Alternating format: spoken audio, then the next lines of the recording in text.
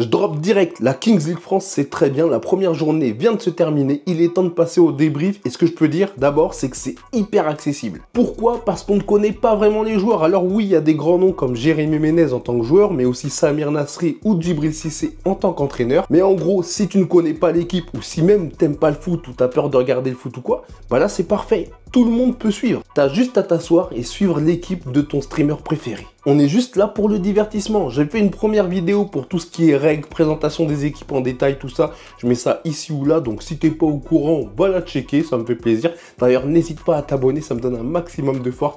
Petit like, petit commentaire pour me dire qui tu soutiens dans cette Kings League France. Et on commence par le premier match qui était à 16 h. Je rappelle qu'un match dure 40 minutes. Et là, on était clairement sur un classique. Déjà d'entrée de jeu, on avait l'équipe de PFUT Paname All Stars face à l'équipe de Adil Rami Wolfpack FC en partenariat direct avec l'Olympique de Marseille. Donc là, on était clairement sur un classique PSG OM. J'avais beaucoup d'attentes pour ce match, hein, je le dis, puisque côté Adil Rami, il y avait des joueurs que je voulais suivre, genre Bendo Z en attaque, le rappeur, mais aussi le petit Cicinho que j'aime bien, il fait des vidéos sur TikTok, tout ça, très fort en 1 contre 1. Et puis du côté de PFUT, t'avais Manzala, en coach, t'avais Saïd Plikari, il y avait des... c'était lourd. En plus, le match commence, ouverture du score pour l'équipe de PFUT très rapidement, puis il y a eu un problème.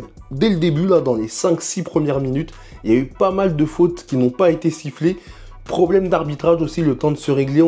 J'avais l'impression qu'on était un peu sur un match de foot où l'arbitre est clément au début, il siffle pas trop, tout ça. Même si après, dans les autres matchs, ça s'est amélioré. On a eu une belle égalisation d'un joueur qui s'appelle Bard pour l'équipe du Wolfpack FC sur une passe de Bendo Z. Bon, après...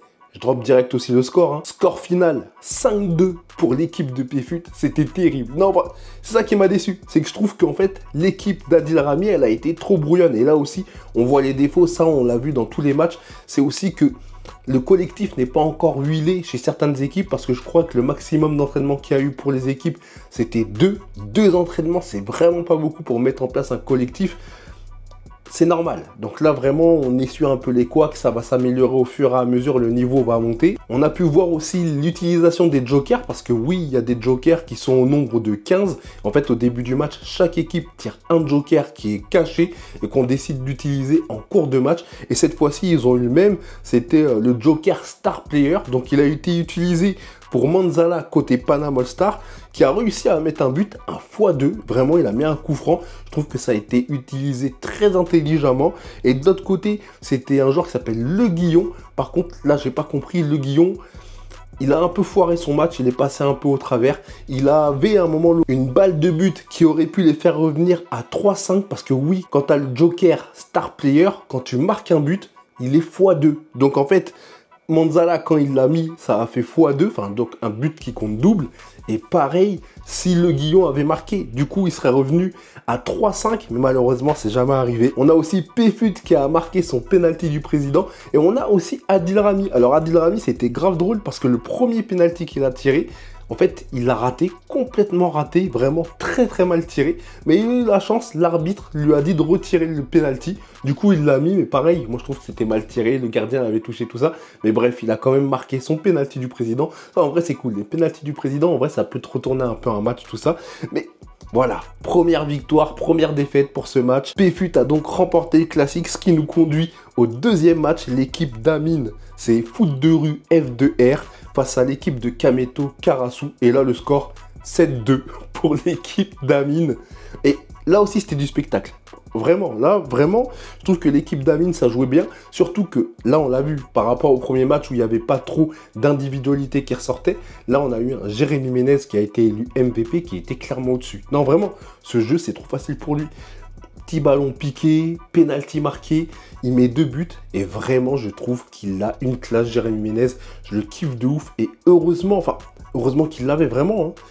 Trop fort. Et quand même, l'équipe de Karasu qui est très orientée futsal avec un collectif, il y a des joueurs qui ont déjà joué entre eux, tout ça, tu le sentais que par moments il y avait des petits automatismes, tout ça, mais malheureusement, je pense que Amine, il marque un grand coup d'avoir battu l'équipe de Karasu, parce que eux, quand ils vont monter en niveau, l'équipe de Karasu va être imprenable pour la suite. Je pense vraiment, vu comment ça joue, vu le potentiel qu'elle a cette équipe, ça va être très compliqué. Après, l'équipe d'Amine sur ce match peut aussi compter sur un excellent Benoît Costil, parce que oui, ils ont aussi un ancien gardien professionnel qui a joué en Ligue 1, notamment dans des clubs comme Rennes et surtout Bordeaux, c'est Benoît Costil. Et là, il a montré à quel point il était serein, à quel point il a été impérial. Vraiment, hein, très très bon Benoît Costil. Et d'avoir un gardien très fort, enfin ça s'appelle des wildcards, non, c'est des cartes joker, mais il les a alignés. Donc en vrai, avoir un gardien très bon comme Costil et un buteur très bon comme Menez, et ben en fait c'est très, t'as plus qu'à avoir un bon milieu et t'as une colonne vertébrale carré. Le troisième match, autant dire que celui-là de base, j'attendais rien. L'équipe de Michou, Génération 7, Gen 7, face à l'équipe de Squeezie, Maxime Biaggi et Gilsey, United. Et là, victoire de l'équipe United de Squeezie, 7-3. Ils ont laissé aucune chance. Malgré le fait que l'équipe de Michou soit entraînée par Djibril Cissé, ils ont pris le tarif. Non, faut le dire, l'équipe United, c'était ultra fluide, vraiment. Niveau jeu, on était sur une des top équipes de cette première journée. Faut le dire clairement, ça jouait trop bien, c'était trop fluide. Par contre, vous voyez, quand je vous dis que c'est accessible, si tu suivais le match sur le live de Michou, les commentateurs, du coup, c'était Michou et Nicolas. Nicolas, vous connaissez sûrement sur TikTok et même sur YouTube récemment. Bah en fait, ils sont archi pas professionnels. Du coup, tu avais l'impression d'être en mode match de quartier, en fait. Il n'y avait aucune analyse technique, il n'y avait rien du tout. Et en vrai, moi, je switchais entre Squeezie, puis entre le truc de Michou, et c'était grave drôle, en fait. Parce que tu te dis, bah en fait, c'est les gens qui suivent l'équipe de Michou sur le live de Michou, bah en fait, c'est grave cool. Voilà, United, très fort. Ensuite, le dernier match, le FC Silmi de Domingo face au 3-6 Nation de Tchouaméni, Maignan et Jules Koundé. D'ailleurs, c'était incroyable, puisqu'il y avait Zach Nagno au commentaire, accompagné par Mike Maignan et Jules Koundé. Et juste voir ça, c'était cool. Et là, clairement, j'ai été un peu déçu. Non, parce que je dois le dire, 3-6 Nation, sur le papier, avec le gardien JMK, et qui est le gardien le plus technique. J'ai déjà joué contre lui, hein. J'ai joué contre lui, d'ailleurs, il m'a éclaté quand on a joué ensemble. Mais j'en attendais plus, parce que dès le début, ils auraient pu faire la différence. Parce qu'en fait, chaque minute qui passe dans la Kings League, t'as un joueur qui rentre dans les 7 premières minutes pour être au complet. Et en fait, JMK il avait l'occasion déjà de plier le match dès le début. Malheureusement, il a raté, ça arrive. Mais voilà, je dois avouer que j'ai été déçu par Landry Ngala. En fait, ils avaient pas mal de joueurs pareils, des internationaux français de futsal. Donc, il y avait Ngala, il y en avait un autre, je sais plus le nom. Il y a aussi un international algérien de futsal. Et bah, je m'attendais à clairement plus, même si des fois, oui, des fois ça jouait, il y avait des enchaînements, il y avait des petits trucs sympas et tout. Mais pour moi, sur le match, s'il n'y avait pas JMK comme gardien, parce que le score final c'est 4-4, et qu'il faut le dire, c'est 3-6 Nation qui a gagné au tir au but, et ben en fait, sans JMK, je pense que 3-6 Nation, ils auraient perdu. Parce que Silmi, ils étaient quand même au-dessus. Enfin, c'est mon avis, hein. Dites-moi, vous, ce que vous en pensez. Mais clairement, belle surprise du FC Silmi. Mais JMK, vous voyez, tir au but, il a tout arrêté. Il n'en a pas pris un seul et c'est très très fort. Ce qui nous amène au classement. Classement, on a l'équipe Foot de rue qui est première actuellement avec 3 points, une différence de plus 5 au goal average. Ensuite, on a United avec plus 4 au goal average, suivi par le Panam All Star avec plus 3 au goal average. Et là, c'est là que c'est étonnant. 360 Nation, ils ont 2 points parce qu'en fait, ils ont fait match nul. Donc en fait, match nul dans le vrai foot, c'est 1 point qui se partage. Mais comme ils ont gagné au tir au but, du coup, ils prennent 1 point au lieu de 3. Du coup, ça nous fait bien 2 points avec une différence à 0 but et 1 point pour le FC Silmi. Même s'ils ont perdu, ils prennent quand même 1 point. Suivi du coup en 6e place par le Wolfpack FC qui sont à 3 buts encaissés. Ensuite, on a Genset de Michou à 4 buts encaissés et Karasu à 5 buts encaissés. Voilà pour cette première journée. Et vraiment, hein, moi je le redis, j'ai passé un agréable moment. Les cartes Joker aussi, en fait, tout peut changer. Ce qui est bien avec la Kings League, c'est que tout peut changer, rien n'est joué entre guillemets. Parce que, en fait, dans les 2 dernières minutes, déjà les 2 dernières minutes, il faut savoir que chaque but compte double dans les 2 dernières minutes du match. Et ensuite, tu as des cartes Joker, comme on l'a vu, on en a eu plusieurs. Il y a eu le x2 pendant 4 minutes, c'est-à-dire que l'équipe qui l'active a but x2 pendant 4 minutes. 4 minutes, les gars, c'est énorme. Imagine, tu mets 2 buts, ça te fait plus 4. Déjà, c'est une dinguerie. Tu as aussi les histoires de penalty du président. Bon, là, je crois que ceux qui ont raté, c'est qui? Koundé, Jules Koundé a raté son penalty du président. C'est marrant, ça, quand même. On a aussi qui a raté son penalty du président? Il y a Michou qui a raté son penalty du président. Il y a qui? Amine Mathieu, je crois qu'il a raté son penalty du président, si je dis pas de bêtises. Ah non, il l'a mis facilement. Pour une fois, il l'a mis facilement. Mais voilà, en tout cas, moi j'ai beaucoup aimé. J'ai hâte de voir la semaine prochaine. J'ai hâte aussi de voir les différents vlogs sur les différents titres. Je sais qu'il y a Saïd Piekari qui fait des vlogs et des épisodes. Il y a aussi Val Liénard qui fait, parce que Val Liénard, lui, il est dans le staff de Squeezie avec Jérôme Roten. pas mal de staff. En gros, pas mal de streamers qui font des vlogs.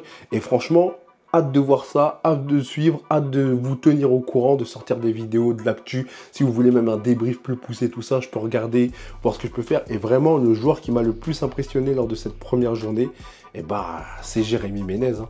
Le MVP pour moi de tout là, c'était Jérémy Ménez. Vraiment trop fort ce mec.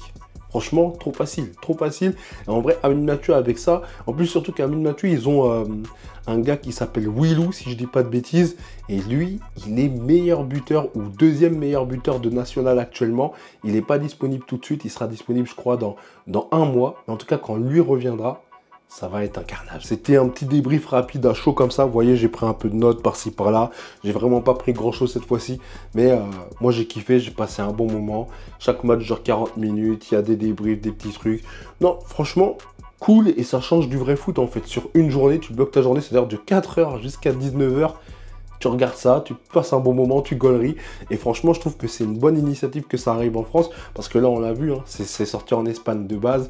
Il y a aussi la version Amérique du Sud avec le Brésil. Même Neymar, il a une équipe, tout ça. Non, franchement, ça se développe. Et je pense que à terme, ça va vraiment être, je pense, pour les joueurs de foot un peu amateurs, une vraie voie de sortie plutôt que le foot professionnel. En vrai, c'est une compétition, du spectacle, et en vrai, c'est tout ce qu'on aime. Que demander de plus en vrai? Nous, ce qu'on veut, c'est le divertissement. Et là, quand j'ai regardé, pas d'animosité, j'avais pas forcément de favoris, même si j'aurais préféré en voir gagner certains que d'autres, mais pour le fun, hein, je suis pas déçu, j'ai passé un bon moment, et franchement, j'ai hâte de voir la suite. Bref, n'hésite pas à me suivre, à liker cette vidéo, à commenter tout ça. En gros, je fais le youtubeur, voilà. Si t'as pas capté, même si je suis TikTok, là, ça y est, on passe en mode YouTube, en mode sérieux, puis voilà. Hein. Les vidéos s'enchaînent et on aime bien.